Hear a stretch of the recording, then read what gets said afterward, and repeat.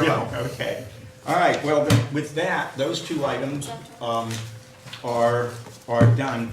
And I say this regularly, and I mean it, you know, George and Valerie meet all the time with us on a whole series of items. Scotty has joined the team, has not yet come to a meeting, although he's been invited, what, 8, 9 times, I think, something of that sort. So maybe Scotty will show up soon.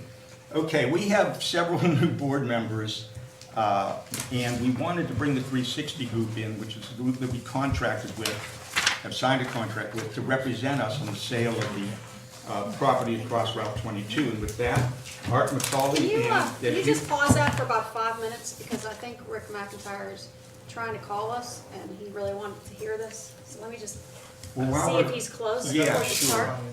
Okay, ask him. I don't know, do we want to sing here? No? Okay. Huh? His birthday is it? Arts? This is your birthday, happy birthday. Happy birthday. Many more. Happy birthday. Okay, just in lieu of him getting started, Rick, I want to give Bill, and I think I shared this with Put it on Steve, speaker instead a of in copy. front of Maybe Jim. put it on the podium. All right, Rick's gonna join via phone. Sure. He's stuck in traffic. Go ahead, Bill. Okay, I'm still talking there. You're talking. Okay, That's I have Bruce. 2 copies of the title search. I want to make sure Bill has both copies. And I have a copy of the survey. So now, as we go, you'll have a complete set. In the event we get somebody that's interested. Any prospective buyer is going to want to see that title search and surely see the survey. Well, I think we're going to be meeting with the group here the end of this week, the beginning of next week, and they wanted a copy I would think so. of both. And so, do we have Rick online? Yeah, he's on the phone there. Yes, Put it on Rick, the can you phone. hear us? He's just, he's here. Oh, okay. Rick, that's okay. Rick, we just completed the first 2 elements. Now we're introducing Art McCauley and the 360 group to give us a little bit of a background of the 360 group and then an update as to the activity that's been undertaken. And it's also Art's birthday. All right, this is what I want to do, come out and speak here on my birthday, so no problem. That's great. So am I on a mic here, or? You are being recorded, yes. Okay, so first of all, I'll introduce part of the key members of our team. So Hunter Morris, who's a director for RE360, director of the commercial real estate efforts, and has a background with a Big Four accounting firm, a bank experience, and has been with 360 for 2 years now, I think. And very involved as a partner in the organization. So Hunter is a great expert and provides a lot of expertise on the financial side. Is it his birthday too? No, that's not yet. Valentine's Day. It's interesting that you raised that because they're both the same age. Right. They both look very young. There you go. It's a beard. It's right. Jose Raimondo. Jose and I worked together for about 6 years in another firm. Had a lot of experience in acquisitions and financing of commercial real estate properties. And I'll give you a list of some of the activities we've completed over the years.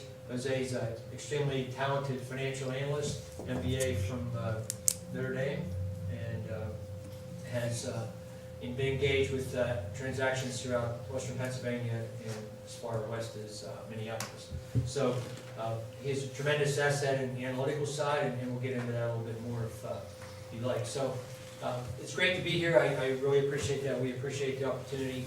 I think school board members are probably it's probably one of the most thankless jobs in the country. So I really appreciate it as a resident. And my wife's first teaching career was here at Gateway,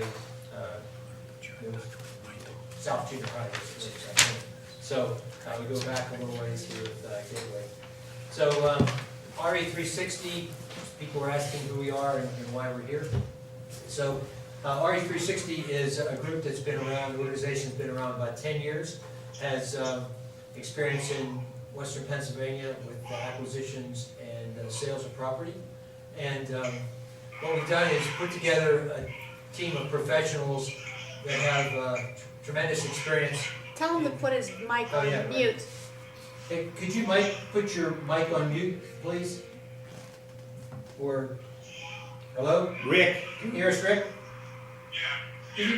Could you put your mic on mute?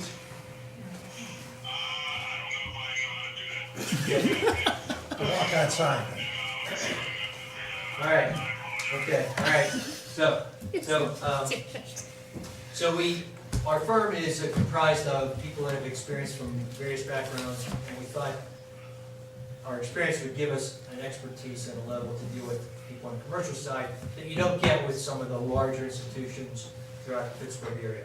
I work for a big firm, as Jose did. You know, you're not paying for somebody that has 20,000 square feet in the USX Tower. A lot of overhead, a lot of expense, and as a result, a lot of the activities are delegated to junior people because the senior people are out trying to get more business, constantly getting more business. Our approach is to take a number of transactions and focus on those and be selective about who we deal with and where we work. So the opportunity arose to talk with the school board, and we thought looking at the opportunity was something we had strengths in, because it's a very analytical process. This just isn't posting a sign and selling a piece of property. Getting into a development like this is require analyzing the ability of a person to close, financing, what are the financial markets out there, capital markets, interest rates. These all impact someone's decision and ability to close on a property. So someone could come in with a great and glorious approach about what they want to do. On a development side like this, we're probably going to say we need 120 days to do our environmental work. Another in part of that, check the title, do the survey, which we'll have. And then after that, they want extensions for development to test their plan, take it to the municipality, get that approved. Currently, I'm working with a group right now. It's going to be about 12 months before, from the time they say they want to purchase the property to when they want to close. And sometimes you charge for that, you make them pay for that ability to drag it out over a period of time. There's a payment for that as an option. But you know, these are things that we want to analyze, because you don't want to get to the point where someone makes an offer, they're about halfway down, and they can't close. And the other offers, the other potential buyers have gone off in the other direction. So that's our analytical strengths. That's why we think we can provide, as senior people, expertise in helping make that best decision. What the property is worth right now, we haven't come up with an answer. Probably the market's going to dictate that. We suggested, and I understand the school board's hired an appraiser to do that. And the recommendation for that was a couple reasons. One is you're a public entity, you should probably have that in your file. Have that appraisal in your file. And that's not to say that's the price, that's not to say what it'll sell for. Hopefully it sells for a lot more, but we thought that'd be a good benchmark for our own purposes. It's not going to be shared with the prospective buyer, but for our own purposes to know what we're dealing with, and also look at competitive valuations throughout the area. You know, you have situations where the UPMC East here, that was a property that, you know, on an appraisal basis, probably came in extremely below what it sold for. But you find the right buyer at the right time, it sells for a whole lot more. So our approach is to do a thorough analytical process of potential buyers, and that's where we are right now. Waiting for that appraisal to kind of give us a benchmark to start with. The other thing is big commercial firms, and you are familiar with them, a lot of them have initials now in the Pittsburgh area. These firms have technology. Technology field's basically been level. I mean, technology's changed today, so we have access to the same technology any major firm has. So there's systems that are out there. We subscribe and pay for those systems. So we have access to reach out to people throughout the country and basically all over the world, and presenting the property, putting it in a format that we think will best give the opportunity to sell the property. We also have on our staff a tremendous marketing person. I'll give you a package of our organization. We're going to fly a drone once the snow goes off the ground. We'll do a drone of aerial of the property, put that in our package, and once someone logs into the site, they can look at that. It flies. It will give a tremendous view of the property, the location in relation to other properties. So you know, that I think would sell itself. We actually have a property nearby we've done that on. That's 200 James Place. It's a medical office wing here. So if you go on our site, look at that, there's a aerial of the property, to give you a sense of what we can do. So any, before I get too much further, any questions at this point, or?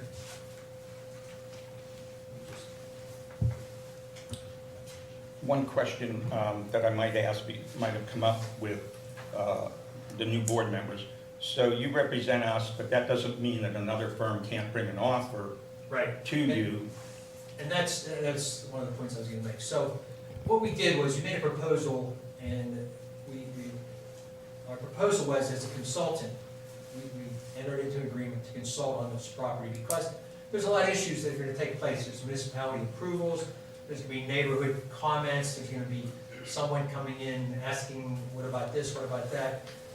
You don't have time to do that. So that's something that we did as a proposal, which we think is very competitive, and will allow us to represent you, to put the best face on the property and minimize probably scuttlebutt that's going on that's may not be accurate. So we'll be the face of the organization, of the property, and talk to the community, and also evaluate potential issues that may arise. As I mentioned, there's issues from zoning to design approvals. It's all those things require time and energy. That's what we're all about. We'll do that. In addition to that, we agreed to sell the property for a 1% fee. So at the end of the day, when this property is sold, our fee or commission would be 1%. I think if you look at what's out there in the marketplace, you're gonna find it's extremely competitive. If you were to go to a large firm in the city with a national organization, they have to contribute some of their overhead and profit to the national firms, they're probably gonna be at 4%. So, we think with our consulting fee and the 1%, we're probably at the most 2% of us overall sale versus what we know would be at least 4%. And often land sales for more than that. So Steve made a good point. We're not prohibiting another firm from coming in and making an offer. If these firms are that good, they may have a buyer in their pocket, someone they work with, that they can bring in, make an offer, and what we're suggesting is that buyer pays that broker to represent them. So our position is to save the school board money, save the municipality money, and the residents' money. That buyer is gonna pay the representative if they bring another representative in. And we can stick to our guns on that, and it's kind of accepted practice, but you have to stick to your guns, and we'll do that. So that's the other part of it. The other side is with these a national firm coming in. We have the abilities to cut anybody, and we do. I mean, Jose's worked with developers all over the country, and you're currently looking at something like New Mexico right now with the development group. So, this is something that we feel as an organization, we have the flexibility, and we're not so big that we're going to be laborious in our process. Any comments? Hunter? No, I think the one thing that we stand out compared to most other firms is our backgrounds in that. So we own and manage over 400 properties that we own ourselves. And because of that, what that does is we understand what it's like to be an owner. As opposed to typical sales agents, they understand how to open a door or walk somebody through a site, but they don't know the particulars of what it's like to own a site and how you manage the site. I think that actually really, in a lot of cases, differentiates us. When we come in, we understand from the development side how to do it. We've done it before. So in this case, we understand how to do ground-up development. So with that, what that does is instead of, we can come and give people ideas on what this site can be used for. So someone may come in and say, oh, this could only be used for an industrial development site. Well, we can give them other areas for which you can drive certain revenue sources. So instead of having one revenue source come through, we provide them different opportunities to look at it. So I think that really differentiates us from most other firms in our backgrounds. So that because of that, most landlords appreciate the hustle that comes with us because we understand the time value of money. And we understand that when a product's out there, you have to hit the market hard, and timing is of the essence, especially on a site like this where it could be 365-day due diligence period. So I think that background of ours really differentiates us from most other firms, just our knowledge of what real estate really is. Yes, I have a couple questions that I hope you would address tonight. How about if I just give you them and then you can, sure. you mentioned about a year turnaround time, but that's from when you find a buyer. From your experience, my first question would be, how long would you guess it would take to sell a property like this? Number two, how do you actually sell this property for us? How are you finding buyers for this property? What is your, you're not just waiting for people to come to you when we put the for sale sign out. Right, How are right. you getting us buyers? And the last one is, can you tell us what other comparable properties of this size and this amount of money that you have sold in the past, 1 to 3 years? Sure. So, first question I think was the time and how long it take. Part of it is, you have existing school right now currently occupied. So, we need to probably have a better sense of what your timing might be as to the availability of the site. So I know that's a big question, and you don't have the answer right now, but as we get into the process, I think we need to have an idea of when it would be available, because that's going to determine someone's level of interest. So if you can say it's available, and obviously it's not going to be ready in a year, but you say it's ready in 2 years, that makes it a little more attractive perhaps than somebody, if you would say, hey, it's 4 years from now it'll be ready. So, that's an issue. To sell the property, I would say, find a willing and able buyer. I would say, within a year, within 12 months. And I would say, probably I'm gonna start that probably within a couple months from now. Once we have the appraisal, the survey, so it's about a year's time. And again, some of that will be impacted by how long it would be before they can get on the property. I want to add two things that might be helpful. First of all, Bob, tomorrow at 3:30 will be with the surveyor at the junior high. Okay? That schedule's been set. Sorry, it looks like I didn't tell you. Okay? And the district and 360 Group has already been contacted by 3 potential buyers and has been either eliminating them or working with them, and one of them is scheduled, as I mentioned earlier, to meet with the whole board, which I think is the best way to do this, as potential buyers, credible buyers, as he said, come through.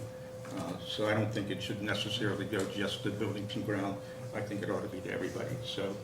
I just want to say, Steve and Valerie and George, and myself and Bill have met with the 360 Group, I think, 3, 4, 5 times. Yep. And the questions that you posed, Mary Beth, were posed to them as early as, I think, last April, May. And That's good, but I still want answers to I know. them. Oh, I know you do. And so does the community, and so does people sitting in the audience, and so does the Post-Gazette. Yeah, And so does the new board members, so I'm Oh, not trying to be absolutely. redundant, I'm just trying to be transparent. Right, and here, in an effort to be a little more transparent, here's a copy of the contract that we have, and it was dated April with the 360, so that you all have the same document that everybody else is looking at. Now, in addition to that, well, Art's handling some stuff out, if the board remembers, we asked Bob Brown to undertake a identification of the chattels, Mary Beth. Undertaken the development of a list of the chattels which we would want to exclude from any sale, and he's already completed that. It's actually turned up some things that were interesting. We don't have to go into the detail here, but that's been completed and it'll be ready for us to give to the 360 group once the board approves the list of items that we want to keep. Can I ask a question real quick? I know I've been working with, I mean, whoever wants to. Steve says there's 3 potential parties that are interested. Now, how did they find you? How did they know? And I know being in a business, I mean, so if anybody has any questions, how they came about. Right, you know, see, one came quite candidly just because of the press about Right. school being sold, up for sale. So that was one. One was through just a network conversation I had with a party in the business, and the conversation led to that. And another was, I guess, saw that we had the listing and gave us a call. So, and that, it's indicative of first time people call just to see what's out there and what your plans are, and they're asking questions about that. They'd like to get a copy of the survey. We're not talking about price, it's just trying to see if these people are for real and what their level of interest in. So that's part of the vetting process, that's taking place. That's a good lead into the second question, which was how do you find? How do you How find do you people? proactively find buyers Oh. for us? Good. There's a, Hunter, you have a pretty deep database of developers. So, you know, we have a database of developers, obviously, in western Pennsylvania and beyond. So it's something that we're gonna send out information to them and on a repeated basis, kind of ping them, if you will, and let them know what's out there. Part of it too is, it's still a little bit of networking, so you're gonna talk to somebody that, you know, has, isn't aware of it. Certainly it might be an organization, hospital, a nonprofit, et cetera, major corporation. You have to get that out there and let people know about it. So it's a process, it takes a matter of time, and it doesn't happen overnight, but it is a process. And that's why I say to really find a buyer that's gonna be able to make a significant offer, I think you have to allow that 12 months in order to do that. And the last question was about how many comparable properties have you So sold? if you go in the back, we have some, actually the last page of properties that I've been involved in the sale. And Jose just reminded me, I forgot to put on here, was within the last, over a year ago, was a property in Sewickley. There's a kind of similar site, smaller but antiquated property, prime location, heart of Sewickley, and we ended up selling that to a regional developer. And that took time. It took not as long as a year, but it did take time, and we held them with some pretty firm terms of getting in order to get those. Yes, sir. So, you've been in business, you said around 10 years now? Or the company has, Okay. much longer for me. How's your assets? You know, are you in the black, red, as a corporation? Hunter, why don't you answer that? Yeah, I mean, it's something we can't publicly. Oh, It's a okay. private company, it's a private company. Okay, fine. Yeah. But it's pretty significant cash Okay. flow. Yeah. Right. We- What's the difference between Raimundo and Macaulay?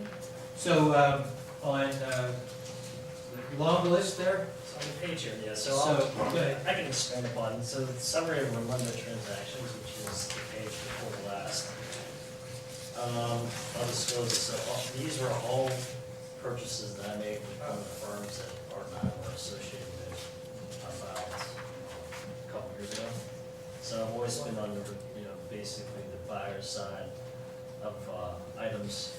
And what Art alluded to here though, a lot of these deals were either listed by brokers or I've been involved with financing, equity raising. But with the broker houses, we've done, a lot of these deals that were listed, had direct involvement with a lot of the nationals that people are, potentially could have been as well in terms of services. So these are transactions that I've been directly involved in regards to purchase.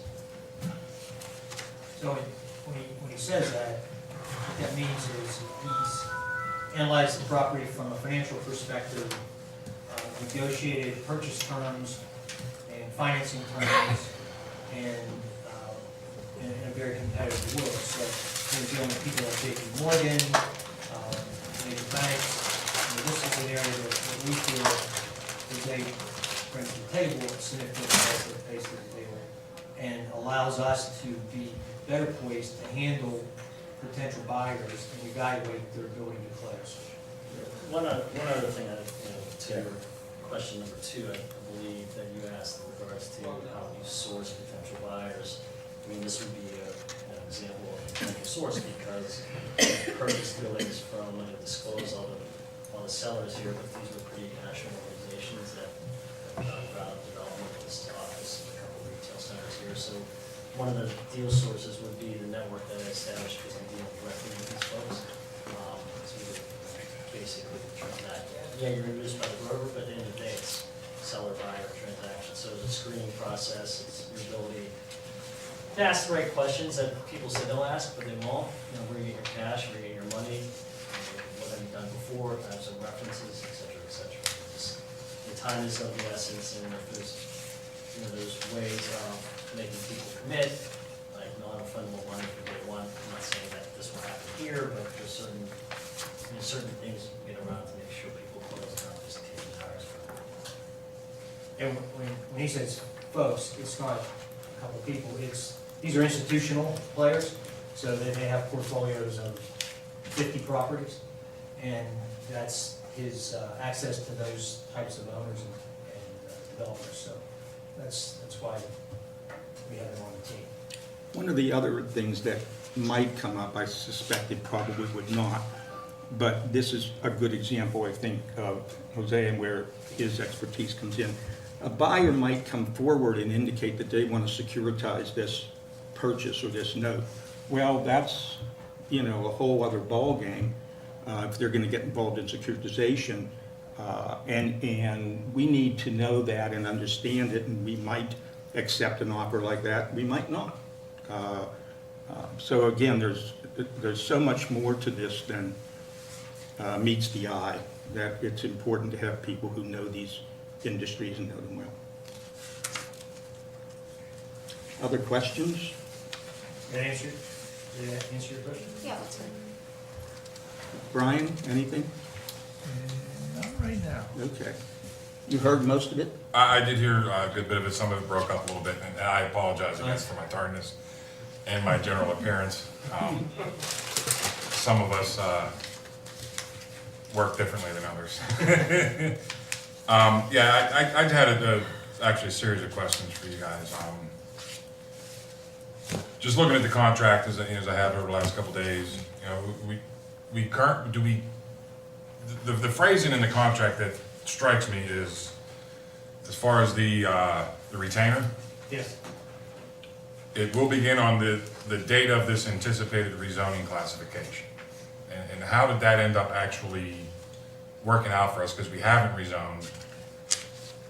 That's So, not, I that mean, was where not, do we stand at this point That's as not- far as Yeah. your retainer? And Yes. are we currently paying you on a retainer? wait, let me stop for a second. Yeah, sure. That's really a board decision. We entered into the contract, we had an anticipated date. They've already worked for us for months and months and months. When we got to the anticipated date and Bill presented to the municipality, first to the planning commission, which approved it, and then to the municipality, which did not approve it, that was the anticipated rezoning date. Okay, and that was when? I don't know, when was that, Bill? 2 months, 3 months ago? November, I believe. Yeah. All right, So so November something. are we currently paying a retainer now? we just submitted our first. Right. Okay. In relation to that, is that kind of I'm a welder, you know what I mean? And I think most of the folks in, the public are not that familiar with these kind of contracts. I'm just curious, is that kind of a standard operating procedure to have for the contract to be held as a retainer. Is that something, when you look at the number of contracts you have, is that something that's prevalent, or is that something that's kind of a different sort of case? It's a little different because of the nature of the situation here, because it's a significant property, has a lot of potential in terms of uses, and yet it's not readily available. And so there's going to be a lot of communication, analysis to determine who's going to be a capable buyer, when it gets most effectively marketed. And so, our thoughts were to be fair to the school board, this is a way to get us engaged, not at a ridiculous fee. And, as I said before, I don't know if you heard me, but, it's probably, all in, it's probably about 50% of what you would see if you went with a traditional listing brokerage. And, and probably you're not gonna get that much, if you did that, and you tell them, hey, I can't tell you when this property's gonna be available, you're gonna wait. Correct me, Bruce, if I'm wrong, I don't think this is a retainer. I think this is a contract for services, and the services that he's listed Yeah, we're- going forward. We're working. Right. And they've been working for, Since April. since April, well, before April, actually. Oh. Yeah, Right, I So know we that- did an right. analysis before, we presented something on Okay. the zoning issues. So, we've been involved. Okay. Again, I have several questions. Again, because I'm He's one of the three new. I'm one of the brand new board members. Right. I was at the meeting Welcome. I was at the meeting actually when the vote happened for 360 and everything. I just have a lot of questions. Go ahead. Okay. One of the things that I'm not worried about, but wonder about is, this is a fairly large scale deal. You know what I mean? We're talking about between the sale, the demolish, and the rebuild and whatever. It's, I would imagine closing on close to $100 million. Well, you're kind of new. Accounting for the new build, I mean, everything that's going on here, this is a massive deal. And just as board members, this is like legacy type stuff. You know what I mean? This is a major move. This will be something that defines us possibly as a board. And I think the size of it requires me to ask you, like, real estate wise and money wise, do you folks have experience with this size of a deal? Well- And how much experience do you have relative to the other properties that you've dealt with? Where do we fall? I imagine we're on the higher end. Well, I think you have to compartmentalize this. So we're really, if you will, we're involved in the sale of the land Mhm. and building. We're not involved in new construction, we're not involved in a new building. So our piece of this activity is really specific to selling that 26 acres.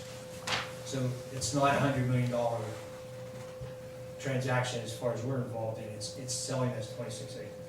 So in terms of the other parts of that, that's falls on the school board, that falls on your architect, your contractor, that we're not involved in. We're not part of that. So if you tell us you want to sell this piece of property, that's what we're doing. And if you build a new school or consolidate, put them in an existing school, that's fine. I'm not even talking about what we do on our end and on the district wide. I mean, just on that site alone. Okay, on that side, look. Because whoever's looking to buy it is, I would imagine, they're not gonna be using the building as is. They're gonna be Right. demolishing it, rebuilding something new. And I think all of that kind of comes into play in terms of the initial deal. So it turns into a bigger dollar amount than just the X number of dollars for the initial sale. Can I just ask a question? Rick, are you talking about, okay, what Art, correct me if I'm wrong, we're worrying about selling the 26 acres, and once that goes, the building, whatever, is separate. We're not dealing with, we're not worrying We're about. not, but the Yeah, it's folks gonna that be they're the gonna be buyer. dealing with will be. It'll be them, so that keeps us out of it. Am I correct? It keeps, Yeah, you're not, Yeah. we're not Understand the involved buyer, with the that. buyer's gonna decide what he wants to Right. do with it. I think Rick's asking about what I was asking about this page Yeah. here. What other comparable properties have you sold? So there's no dates on here, but, 10 million, 700, 38 million, 29 million, 14 million, 14 million, 36 million. I would think all of those are pretty comparable, if not larger than our property. 26 million, 7 million, 15 million, 16 million. I think that's what he's saying. Yeah. How many properties do you do the size of Gateway Middle School? So that, okay. Well, that, Yeah, let me add one I other. mean, that's sort of what we've done. And- Right. And that's part of this, the analytical side of it, because someone's gonna say, we wanna buy this property and we're gonna put up a office building, 100,000 square foot office building. That's great. Can you do that and can you close? Part of that is our ability to analyze the capability to purchase the property. They're gonna have to go to this municipality in Monroeville and get approvals, et cetera, and that's gonna take some time. And so we wanna make sure that, when we're talking to them, this is something that we're comfortable with. So we go back to the school board and say, this is a reasonable offer. So the size of the deal is, dollar and cents wise, it's really the sale of the 26 acres. One thing I want to add to that question, it's a good question. In conversations with Jim White, he's the appraiser that we hired, and he'll be coming in tomorrow and meeting with Bob, and he'll be walking building, because he's going to offer us a value based on residential use, but he will also include the use of that facility. So we can't rule out, although I'm guessing what you said is right, but we can't rule out that a buyer might not, that a buyer would come in and say, I want the 26 acres and I want the building. That's their call, okay? He's gonna give us a commercial He's value. gonna give us a commercial value and a residential value, and I expect that'll be about 10 days after tomorrow will be available. All right, next kind of series of questions I had just deals with the rezoning. Because obviously, we've met with some resistance from the municipality. And actually, just in making my notes here tonight, I was flipping through my notebook. And I had a note where the meeting that, who all was there? It was me, Jesse, Mr. Ritter, Mr. Short. We had a meeting with council, as prospective, rezoners. And I had a note in here that there was going to be representation from 360 at that rezoning. And then in reviewing the tape from the 418 board vote, Steve, when you presented this, it was something you mentioned was that this group was going to be helping us in rezoning issues. So I'll just maybe have you speak on what you're doing in effort to help us with the rezoning. Were you ever contacted about that meeting and where we stand as far as your stance on rezoning, why we're doing it, what you're doing to facilitate us in our issues we're having with the municipality and getting that done? Let me, during the process of getting ready for that, we decided Can you that, let them answer the well, question? I like he asked? wasn't contacted, okay? Okay. So it's about whether he was there or not, that was our decision. It was decided that the board had to go and deal with that, Right. okay? And we weren't part of that discussion. Well, I think, Okay. let me add to this too, and since you're kind of our consultant, since this has hit the public and we're getting lots of different feedback about the sale of the property, and some of the feedback is regarding the zoning, you have a handful of people that say you don't need to rezone it until you have a buyer, and you have a handful of people that say you do need to rezone it commercial before you put it on the market. So you are representing us. Can you just publicly state what your recommendation is as far as the property being residential or commercial, and why? Okay? Thank you. We collectively discussed this, and we think it's in the best interest to have its own commercial, because there's more opportunity as potential buyers, more uses that are possible. And also, if that perspective, a buyer comes in and they have to go and get it rezoned, say someone wants to put an office building in there, that's gonna add to that timeline to get it sold. It's also gonna depress the value. Right, if they have to get it rezoned, they're gonna offer less money. Chances are, if this is gonna be developed commercially, a developer coming in here, these individuals that Steve's talking about now, probably will say to us, we will not buy the property. We'll give you an option for a period of time, for a few $1,000s, and see if we can get it rezoned. That's why the property's worth a lot more if we're able to stand up to the developer and say, hey, we've already got the property surveyed, we already have a title search done, and we've got it rezoned.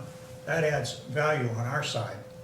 And I'm gonna tell you, you can ask any real estate person in Monroeville, property that's zoned residential has one value. Property that's zoned commercial, C2, has a much higher value. And you can take that to the bank. I've done it for, this is 45 years now.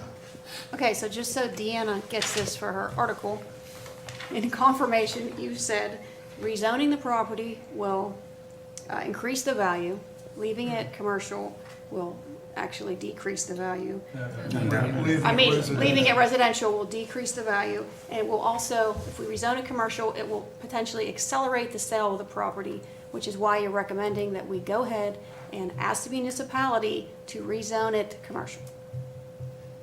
I tried to summarize I don't think I that. settled that well. Well, you said that. Yeah, what I know. yeah, Our 2 points yes. were value and turnaround time. Yeah, and so you know, this is one of the very few last pieces of property in Monroeville, that size, that would be able to be commercially developed.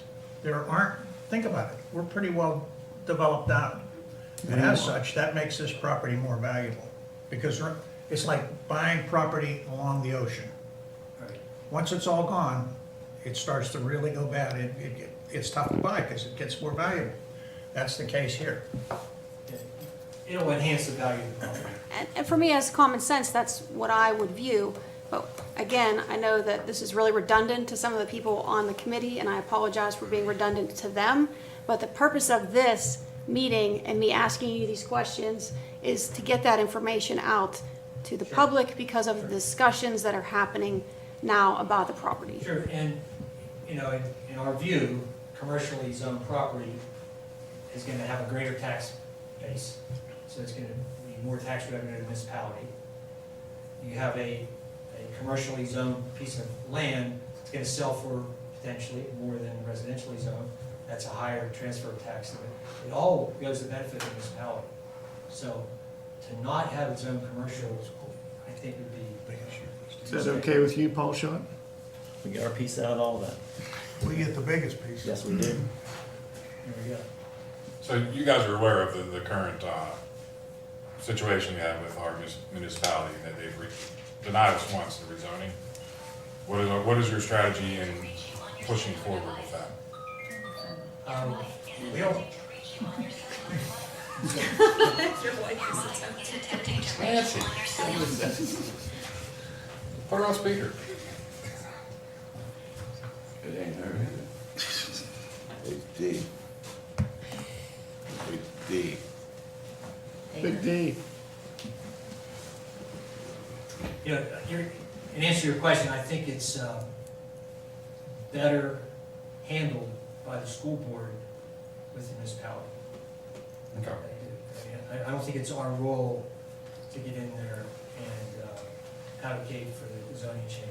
Okay, because the only reason I asked that is because in leading up to this meeting tonight, I was, again, reviewing the meeting where the vote was taken to hire you Right. folks. And it was presented as you were going to assist in rezoning issues. We'll be happy to go. We'll be happy to go and we'll make the same argument that Bruce just made and we just made. And we're more than willing to go. Okay, So- and maybe that might not be a question Yeah. for right now, but Well, again, somewhere the decision was made to not involve them in I that would say meeting. this much, I mean, did you see the presentation we put on? I mean, did you watch it on video? Bill did a great job. Yeah. I think he lays it I'm out. not even speaking about that meeting. I mean the one that we had where it was me with the current board. Oh, okay. That's what you're talking about, intergovernmental? It wasn't technically intergovernmental. It was, It was an informational meeting. yes. An It was us, intergovernmental. no, it was not an intergovernmental. It wasn't meeting. Stop intergovernmental. saying It was that. us acting Us as an a- applicant going Yeah. to clarify questions that the council had regarding the rezoning. It happened to be our It's not an intergovernmental intergovernmental committee, meeting with their intergovernmental committee. But to stay above board, it was not technically an intergovernmental committee meeting. That would have been public. This was in private because it was dealing with a specific issue as far as us being an applicant for a rezoning, therefore it didn't need to be public. That's the meeting that I'm referring to, where I was under the impression that there was gonna be somebody from 360 there dealing with the rezoning as promised with the proposal as it was made to the board on 4/18 when the vote was taken. So that might be something we can discuss at a later time. And obviously, it isn't anything on you folks, you weren't contacted. 17. But that's a question I've had. I think somebody touched on it, but I didn't quite hear the answer, was how did your group become aware that our property was potentially going to be going up for sale? And I don't know how you Sure. folks came into the fold in the first place. Sure. Mr. O'Donnell, who I've known from years back in terms of commercial real estate activity, had a question about the viability of selling the property, and was it better to sell it, do a land lease, you know, what the potential highest and best option was in terms of monetizing the property. It was a monetization question. And so we did an analysis of leasing it as a commercial piece of property. That probably didn't make sense, and it probably wasn't gonna produce the results that the school board wanted. And then we looked at comparable properties in the area in terms of selling, what the land values were, et cetera. We did a study on that, and made some recommendations, one of which is to go with a C1 commercial zoning classification. This was all pro bono. We did it with the opportunity and to just help the school board. And then we got down to what about what do we think the next step should be? So that's kind of where we ended up. My last question, and this is when I wrote in late. I'm making a proposal on the next board meeting for an RFP. And I've heard you folks on the way in, you know, speaking about on the competitiveness of your proposal, which I have no reason to doubt. Okay, I'm not an expert in this field, okay? I'm just one of 9 members that represent the communities. When the former board hired you folks, there was no bidding process going on. We didn't look at other competitors of yours. Okay, and that's not to say that you don't have the best possible offer. You very well may. I guess my question for you tonight is, if we did move forward and make a request for proposal from competitors in your field, do you feel pretty confident that your proposal will stand up and that will still hold against incoming competitors making proposals? Sure. So if we did make that proposal next week and it passed, it's nothing personal. I just think it's due diligence. And I think it's a matter of transparency for the taxpayers to know that we're looking at every possible option. And we're doing everything we can to make sure we have the right folks. And I certainly hope that at the end of the day that it is you folks, because you've already done work. And you've already kind of got a familiarity with what we have going on. I just personally think it would benefit us to go through the correct process, even if it is a day late. I'd like to add something to that. Okay, when you say correct process, that's not accurate. Professional services don't have to be bid. However, when this was discussed at length, I think on several occasions in executive committee sessions, because it was a contractual issue, I made it clear, as did George and Valerie and Bill and whoever else, that if the board wanted to go with other outfits, that certainly was on the table. So that was made clear to everyone before we entered into a contract, and they didn't move in that direction. So, Steve, I have to challenge you on that. well, I'm very impressed with the 360 group. now, That's good. If your recollection's different, it's My different. recollection is different, that we had 2 hours to approve this contract. We tried to table it, and you guys said no. So 2 hours does not constitute, in my recollection, discussing this in executive session. Okay, So that's your let's just all recollection. agree to disagree. We have 4 people who recollected it differently, okay? So I understand we can remember things differently. But I just want it to be understood that this was the correct process. This is how we handle or can handle all kinds of professional services. We don't put a bid out for architects, where we are this time. We're not putting bids out for lawyers. We don't put bids out for engineers. We haven't put a bid out for, who are the other people, not engineers, not the architects, the, on the wall, environmental people, whatever. We can, if we want to, but we don't have to. Yes, I got a question for you because you're the chair. yeah. Okay, and I see your point too.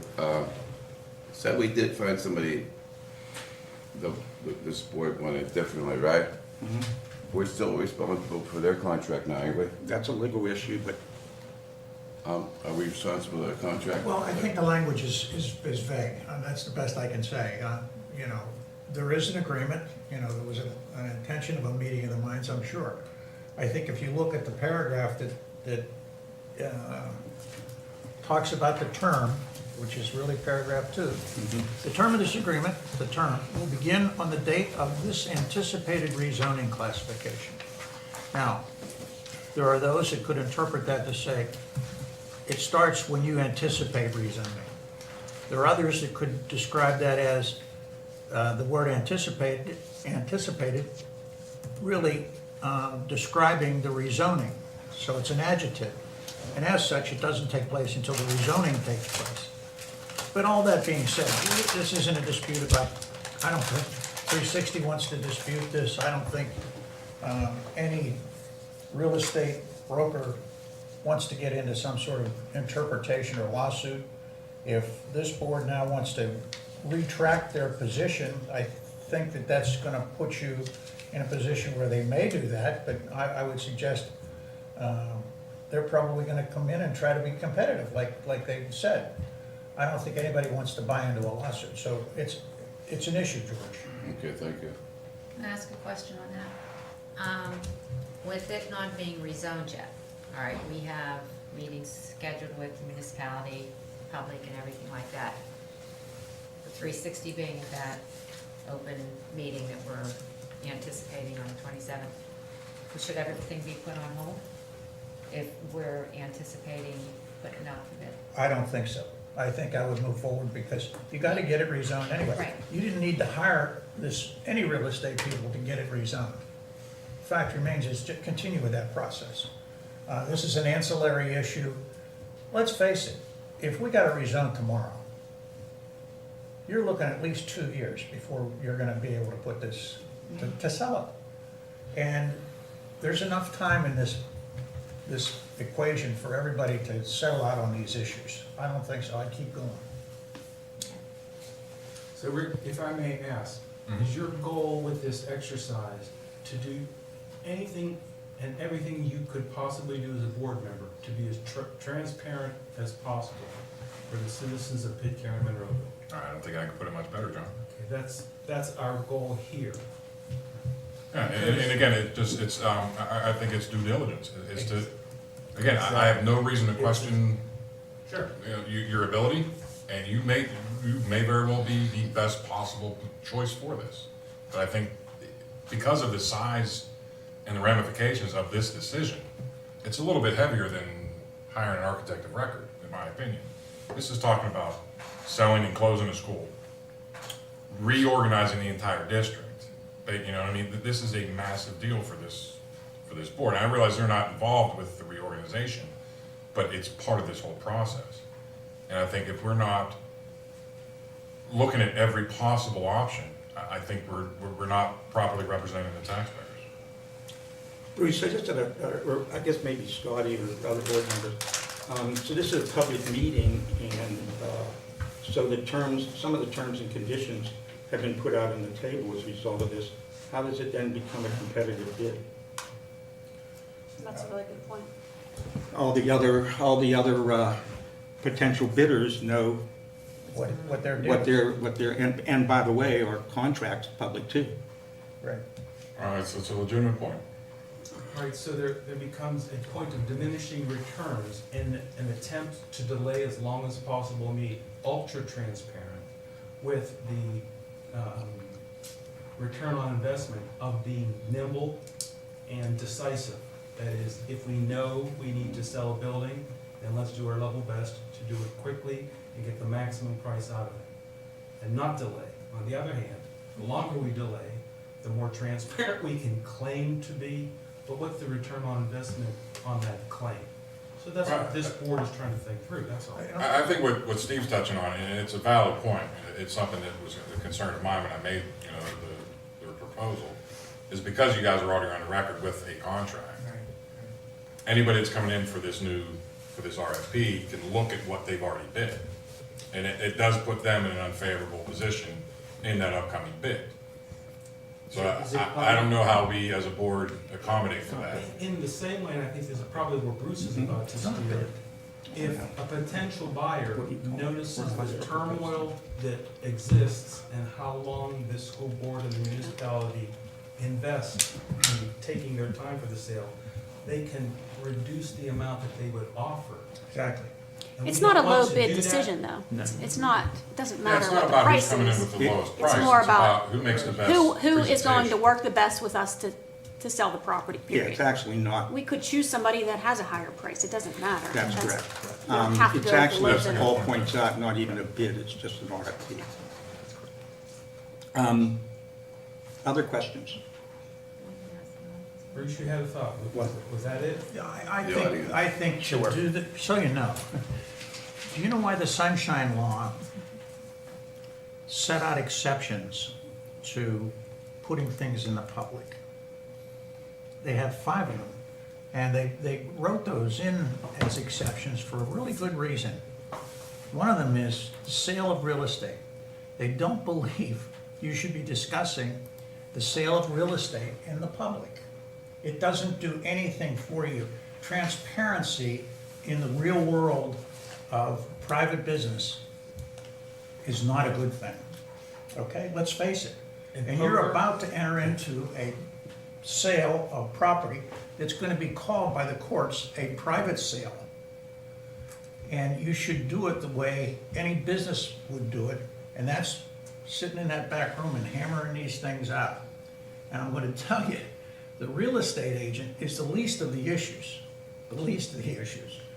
The trick here is to get it rezoned, get as many people before you, many entities as you can, pick the best one, if it's a sale or if it's a rental, whatever it's gonna be, and get it done. And you don't do that in public because it just diminishes things. It starts this kind of thing that's been raised already. Now they're at a disadvantage. You don't do this in public. Bob, you wanna say I think, Bruce, if I may, yeah. when it comes to the actual sale, like if it ends up still being 360 or whatever ends up happening, when it comes to actual proposals and sales and things like that, that's where we will do that behind closed doors. No, As the you whole speak. process, well, wait, the Well, I mean, sale. as far as the sale- making the decision. The sale itself The has whole to be reason that public. this meeting is The only public is thing that's because it had to public be. is when you vote to say, I That's right. take the $2 million. Right, so when Right. we're looking at different Right. deals, Right. that's where it's behind, Right, and it's not necessarily transparent in what you're speaking of. And in hiring a group to represent us through that process, that's taxpayer money paying for this group to do that. they are. And I think that it's imperative that is Well, transparent. that's And that's something. open for discussion. Bob, you wanted to say something? Wait, I just wanna say- Bob, just before we go there, okay? Any other questions from board members? For these guys, no, I'm sorry, we're Yeah. gonna drag you on here all night. No, but it might be, so, okay, so Bob? Bruce is absolutely correct. You want to keep your real estate conversations, together. But one thing you do need to do is be transparent with the public. And the public, the residents are really not going to care much about the buildings unless you're talking about the elementary schools. But the one thing we are all concerned, everybody in this room, is the students. And that's the one thing that you haven't discussed. And that's the one thing, the residents are voters for the municipality, they're voters for the school board. That's where you're gonna run into your resistance. And this, when you close the Gateway Middle School, there are 600 kids there that are gonna be displaced. You need a plan for what those kids are gonna have, where they're gonna go, before you sell the school. And that's what these people are telling you. That's all being worked on, Bob. Yeah, But you need that before you sell the school. Bob, We all that- agree. that's, We will have that before. wait, You know, that's already been and being worked out, so it's a good point. There are two members on the school board that were there when when the Pitcairn property was sold, as well as myself. There's more to that than not. There's a school law that says there's a timeline associated with this. Mhm. It's Every significant. school board member should also, and Bruce Dice knows that procedure. The other thing every school board member should know is not one penny of that sale is gonna go into education. Bruce knows that from the Pitcairn sale. So this is not bringing money in for educational purpose of the purposes. sale You're gonna of- have to build a new building, possibly. Purpose of the sale is to build a new building where the 5-6 building Right, is. but you need a plan and you need to discuss that with the public. If you try and put the kids up in the Gateway, in the high school, Woodland Hills has done that, and their school has been a disaster. For the record, there's been no conversation about placing the kids up at the high school. You know, That's this is the rumors. problem. That's You have to social media discuss with the rumors. public, and you really need to do that. And we're, as the gentleman said, we are 2 years away from possibly even completing. And when I say possibly, it's entirely up to the board at that time Absolutely. to do so. But it's gonna take you 1 year to figure out a consolidation plan. And we understand that, and also with the PDE regulations, this board, myself, everyone's very much aware of everything that goes into the possible closing of a building. We all sat through the Pitcairn experience, just like yourself. Oh, yeah. And we understand the headaches and the timelines and everything involved in that process. We do plan on having those open forum meetings, because when you reorganize a school district, it's the children that are affected first and foremost. Right, and I'm just telling you that the public is, part of your rezoning problem is gonna be with that also, because when you rezone that commercial, you are very much restricted on what right now you can do anything you want with that. You can build a new school building, whatever. When you rezone it, you will not be able to do that. So the public is concerned with the rezoning for the very fact that it does affect the students. So, you know, I would say it's better to put that out in the public earlier than later. Bob? They just told you it needs a year to go through. Those are good points, and I think as Mary Beth said and Bill said, there's been a tremendous amount of work already done on that, and that certainly will be done the way you're suggesting it. If there are no other questions for I'll let them- Art and Hunter and It is Jose, Art's birthday. this is Art's Sorry. birthday. Can we let them go? Yes. Okay, Thank you. Thank you for Thank happy you for your time. birthday to you. Thank you for your time. We're willing to do that. All right. Thanks very much, guys. All right. Can I just address some of Mr. Elm's comments a Oh, little sure, bit? sure. Thank you. Bye. So, Thanks. I mean, the reconfiguration of some of the elementary schools went back to when Mr. Capel was on the board with you, and that's how long ago this started, before I was on the board, when he was on with As a you. matter of fact, I sent all of you Absolutely. a copy of what was done in 2015. And it's basically had a lot of rejection there, and it was never, It I was a think- lot of rejection from multiple scenarios of consolidating the elementary that's buildings. just background for you, so you. Public- Can I publicly say that this board as a whole is in favor of keeping our elementary schools? That's why we are Maintaining investing the four elementaries. in updating them and making them more appealing and getting them new windows and new I heating just and new heard air that, so, conditioning. you know, my comment was, you're not gonna get pushed back on saving your elementary schools. Right. You're not gonna get pushed back on getting rid of Gateway Middle School. You will get pushed back on what's gonna happen to those students that are displaced. That's where your problem is, and that's where you need to transparently communicate to the community, you know, that you have a plan for taking care of these students. That's what I'm saying. That's why I've been resistant to rezoning, because you need to communicate to the public where these students are gonna go before you make a commitment. So can I mention two things about our, On that real quick, Yeah. Mr. Dice. If we rezone tomorrow, C2, and we don't sell for 25 years, can Gateway Middle School exist as is? Yes, it can, Yes. and not only that, you could build a new school right on Right, that. right on. So C2 does not eliminate us from keeping it a I school? would say you can't build a new school there unless you go through the municipality and. Oh, sure, you're gonna always have to go through the All municipality. right, but again, the rezoning doesn't Doesn't do anything. lock us into selling it, doesn't lock us into closing the door. A new school board can come in 2 years from now and decide they don't wanna sell. Just want to maintain what we have. Well, you can maintain it, but I don't think you can build a new Okay, building. let me explain, just real quick. If it gets rezoned commercial, that building is now non-conforming. Right. Okay, now, the law is such that you can tear it down and build a new school in that same footprint, no bigger than that school. And then you could build another new school if you wanted to. You could apply to the municipality to ask to expand the non-conforming use to permit a bigger school, and they could say yes or no to that. But if you keep it in the same footprint, you can do it because it's non-conforming. Okay, as long as it's the same. Can I make one other Does that kind of point? answer, calm a little bit of the fears in any way? I think so, Bob. Okay. So one other point is, you know, we have watched two schools, districts neighboring ours, build a new school and now be in deep financial trouble. I don't want to say the names because I don't want to offend my colleagues. You probably all know who that is. It's been in the paper. And then we have another neighboring school that just put their taxpayers on the hook for 20 years to build a new school, okay? Gateway is very concerned about the financial integrity of this district, and we do not want to go take out that kind of a loan and put our taxpayers on the hook for 20 years for a new building and then not know what we're gonna do in 2 years because the bank account is down to zero. So the background for this whole process is to accumulate funds to put toward a new building where the 5-6 building is because it's in desperate repair without putting the taxpayer on the hook for $50 million for the next 20 years.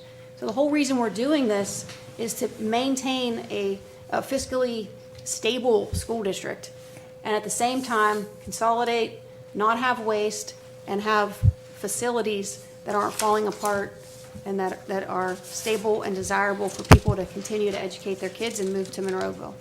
And That's an the bottom excellent- line. That's an excellent plan. Okay. I'm just suggesting when you get that plan to a certain point that you can present to the community, it is in your best interest to present And to the community. Bob, and we will do that. Are there any other comments or questions from you, Bob? Because you're the whole audience. Yeah. Congratulations. No? Okay, anything else from no? I Yes. just got a question. With Gateway Middle, I understand it's an older building and these Yes. repairs. Is there documentation of how much repair is needed for that building to be in like working order? We would have that in our ABM catalog, probably. the If I'm not specifics, mistaken, Bob. we did an assessment like a year or two ago, and Yes. the amount of repair between Mosside and Gateway was astronomical. Significant. We could probably get a detailed I still have list, that. yeah. We've had that. Either the ABM and. I still have that. Yeah, we've had that conversation numerous times within But the, that doesn't put it outside the realm of possibility. within the committee about that, and we've actually decided, as the board has decided, to stay away from doing anything other than repairing these two schools, okay? Because it's just throwing good money after bad. Any other questions? I'm pushing just because we have another Yeah, we have another meeting. negotiation session to go to. Any other questions? No. Okay, with that, I'll take a motion to adjourn. So moved. Second, we're adjourned. Thank you very much, everybody. Thanks, Bruce. See you later. Have fun tonight. That's gonna be fun. It's gonna be packed house out there.